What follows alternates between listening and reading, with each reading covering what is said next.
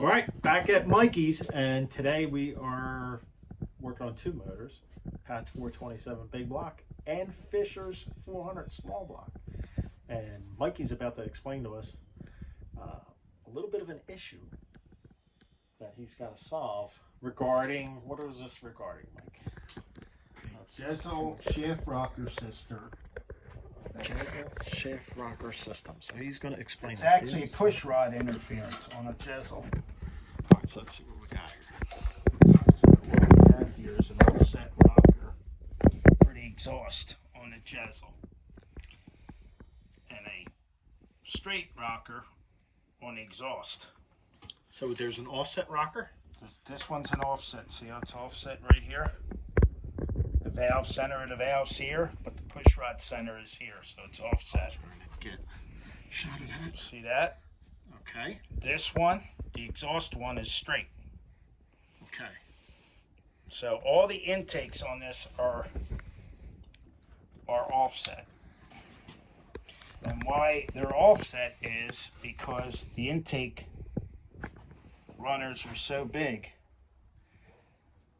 that they don't clearance for a center type rocker.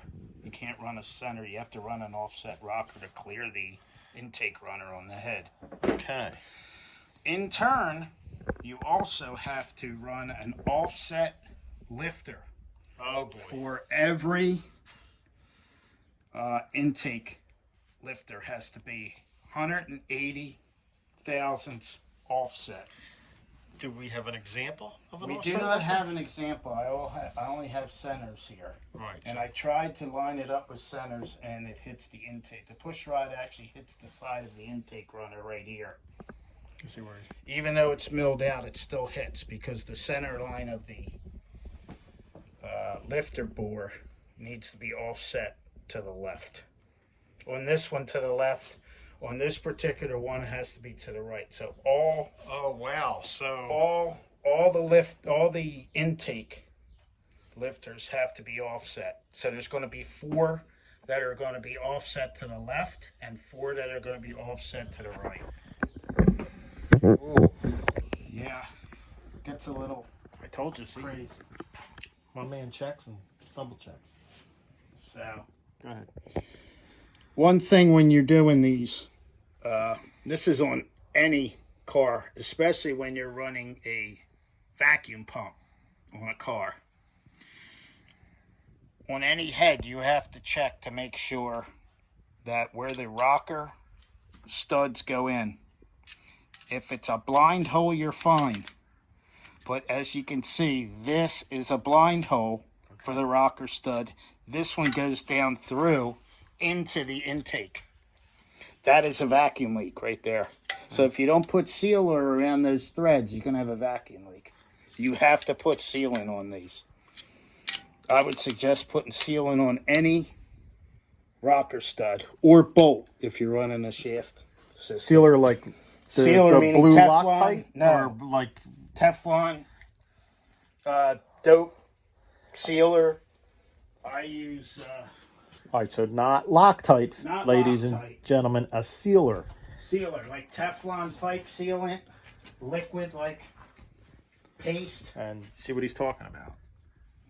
Otherwise, you're going to have a vacuum leak. You have a vacuum leak. As you can see right here, this is a blind one. There's nothing to go through. This one goes through into the intake valley. Yeah. You can, that goes right into the intake his port. finger? See it? There he is. I'm in the intake port. Same with this side. I'm in the intake port. You can see my finger. Yep. This one is a blind one. Doesn't go anywhere. So you have to seal them. Look at the size of those intake runners, ladies and gentlemen. Right down in there. Man, these are set of AFR 245 heads. Yep, they're the newest head on the market. From AFR. For a small block. All right, we are back on Pat's 427 big block.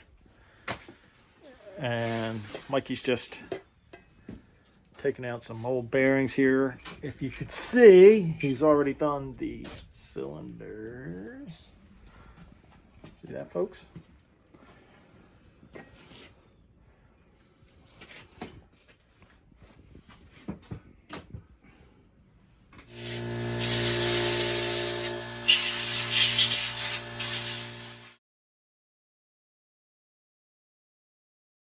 All right. So we're taking off the... See how nice and clean that got that? Look at it. I'm cleaning around the studs. Right. All right, take that thing off. Now, when you're cleaning a block, you have to clean all your passages, everything, and double check everything, especially if it's a blown up motor or it's been sitting for a while. You have to do it. Because here's why you have to do it. You think this looks really good until you open it up. Whew, and you have that on the bottom of it. See this? Not good. No, it's not. The guy that was running this was running some kind of additive, and it wasn't compatible with whatever oil, or it could have been the alcohol that was, this motor was running on alcohol, but it separated. So yeah, this was that stuff we were finding, if you folks remember, in the oil pan, right? And yeah, it was sludge in it the was oil all the pan. sludge, and that's what Mikey was blowing out here. There was on this block here, and we're cleaning all up around the studs. If I thought it was really bad, I would have had it pressure, tanked and everything, but it's pretty loose. It's just here and there. It's not everywhere, so. Yeah, everything looks pretty good. You can It's see just, how clean it is now. it's dirty, and Mike's doing a really great job cleaning all this up. But that has to be cleaned. All right, we're getting back to work here. All right, so Mikey is installing the lower bearings, and if you notice, They're actually the upper ones. oh, but these uppers. I'm sorry. the engine's upside down. The upper ones have the hole in there for the oil. See? You want to make sure that the oil holes aren't blocked in any way from the bearing. Otherwise, you have the wrong bearing.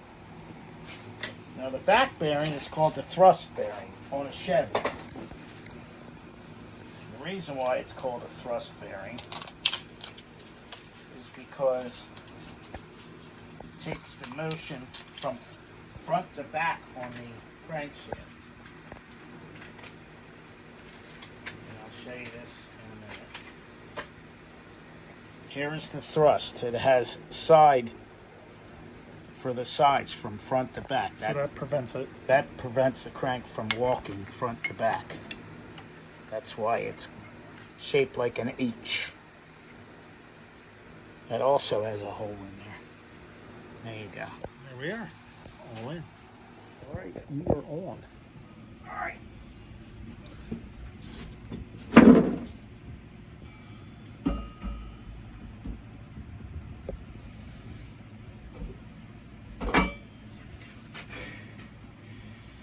Well, it fits. Why is it all crooked? Yeah. Well, it's spit.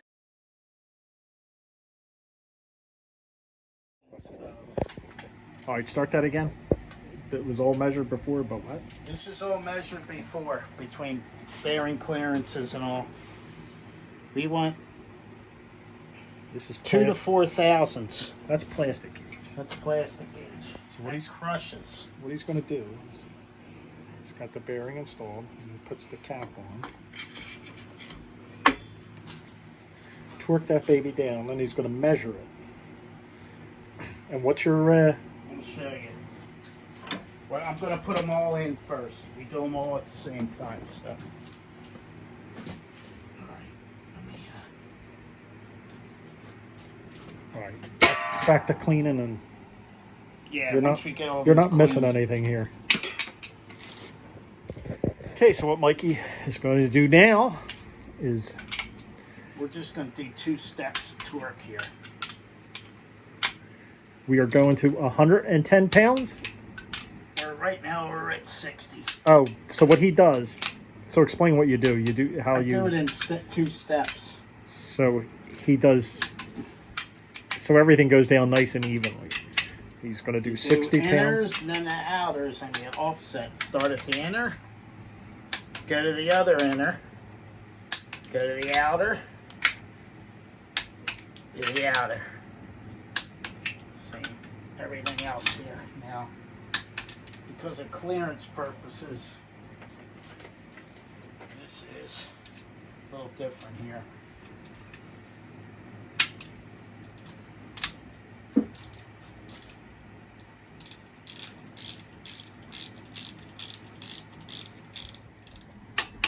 This is round 2.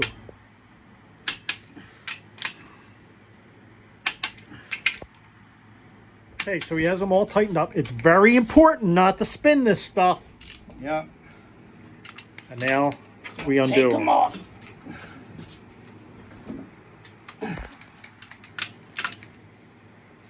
All right, we're taking them off now.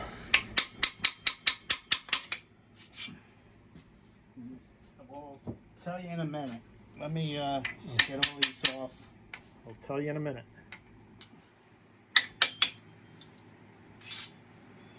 What's happening here?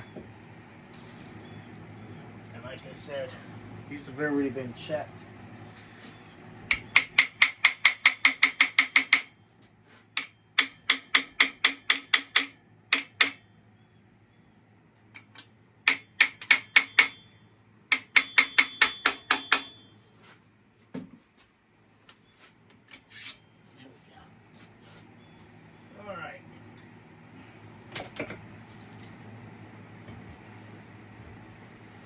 So, what we have here is take a little bit of your outside sleeve here, break it off. And these lines,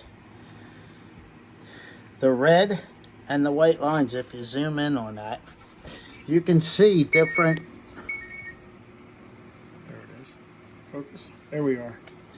If you see, you can see the increments. If the red plastic gauge squishes to the thickness of that, that's what tells you how many thousandths of an inch it is. I want at least 3 thousandths on these. I want good oil, high oil to these. So we're going to check it.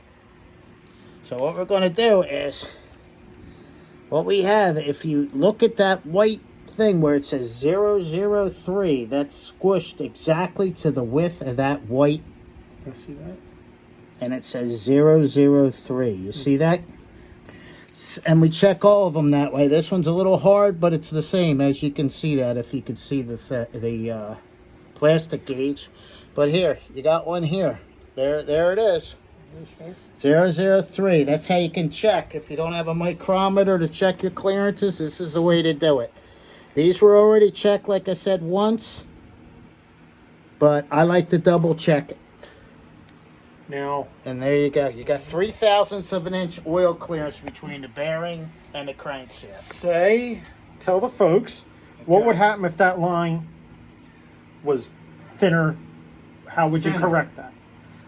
Thinner is bigger, believe it or not. So how would we correct that? Because if you look at that, if it was thinner. If it was thinner, then you would be talking 4 thousandths, 5 thousandths, or 6 thousandths. And would that be corrected with a different size bearing? Yes. These are extra clearance bearings. These have an X on them because you wanted a little extra clearance. If you put the standard bearings in there, I would say you probably have 2 thousandths, 1.5 to 2 thousandths clearance with a standard bearing in these. These are X's, which is extra clearance. So we want to put, because this is a race motor, we want to put extra oil to the main bearings. So we put a little looser bearing in there for more oil clearance. Okay, there you have it. So, all right, so I had a 50-50 shot of getting this right, and I guessed wrong. So explain to the viewers what you just told me. This is the rear main main seal So I want to show you on this one. On these vehicles. And you have 2 ways you could put it in. The right way and the wrong way. Right. If you look at this part right here, this smaller end right here, how it's tapered that way, that goes towards the inside of the block. Not this way, it's backwards. That's the way I guessed. Goes this way because the oil pressure or windage or whatever you want to call it, pressure from the inside of the motor will push against this and actually make the seal tighter. That's what you want. If you put it this way, it's going to leak because it's going to push it past the crank. Physics, guys.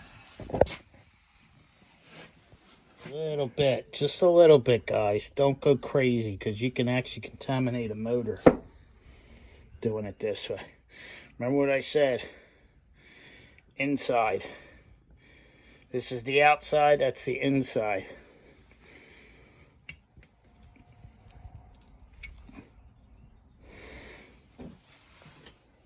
Do not go crazy with the RTV. I get yelled at for that. You don't want that floating around your motor. You'll see it on your oil pump pickup. You'll find it on the oil pump pickup. Clogging it. Clogging the screen. See?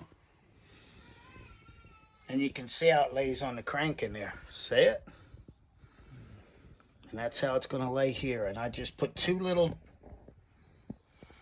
dabs of it. And that's going to That'll seal it. seal in the center where the mating surfaces are. There you go.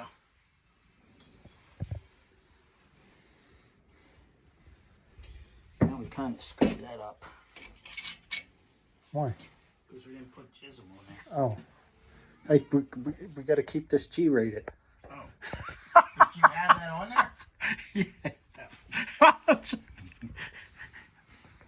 Amen oil, fellas. And ladies, fellas, ladies.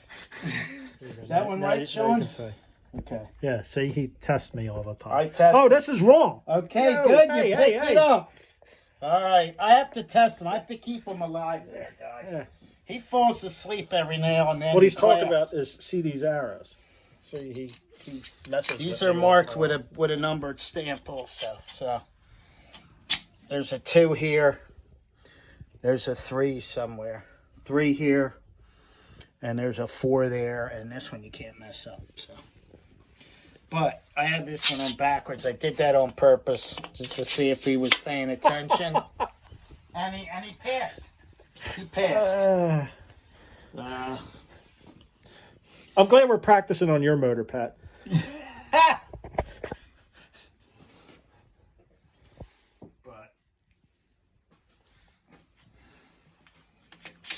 And we lube the bearings here. I put that one in backwards. We lube the bearings. We also prime the motor. So we got double protection. Now we're going to put all the nuts on and torque this down.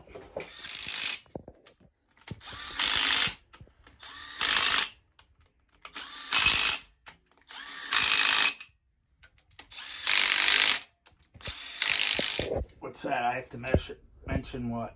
Remember you said, and here we go again? Oh, again. Again, so Here we go again. again. Yeah, we're doing them at 60 first, guys, and then 110 is the final. So 60 each one. 60. He works in the now nail. the other one I want to, this stud has been cut off, and it's because of oil pump. This runs a Titan oil pump, and there's clearance issues here, so it's got the 12-point nut on there, and the stud has been cut off because it's too long. That's the issue there. So See if it spins. ready? All right, see We if it haven't spins. checked it yet. It should spin freely. Oh yeah, it's a little tight now, but it's got that crazy what's the name on it? But nothing's binding. No, Now, you don't hear No. anything, right? now we're good. It'll get actually looser. I can if I get the keyway, it's fine. Okay. Yeah, it's fine. You could actually feel it if it was. Pat, hopefully we tightened everything down. Or Yeah. you'll find out. I'm kidding. Everything's tight. Yeah, everything's good. Okay, so Mikey was just explaining this to me. That's the stock So this is a stock keyway on the crank. because it's lined up with the one for the cam Okay. gear. So this is going to be a blower motor. Now Right. he's going to spin it. There's another one, 180. Right. And what's the purpose of this? The purpose of the other one, they put an extra keyway in there for the blower pulley because you're running a hub and the hub is turning the blower. And they don't want it. They don't want to put that extra stress just on one keyway. Oh, they so want there's two one on there. So one goes on the opposite keyway, and then this one, Right. One's 180 from the other one. and that keeps just less stress on Yeah, the key. on one. It's working off of two keyways instead of one. Okay. Yep. There's the other one. I don't know the blower game. I'm more of a nitrous fella, So. but I'm learning the blower game here. All right, that wraps it up for this episode.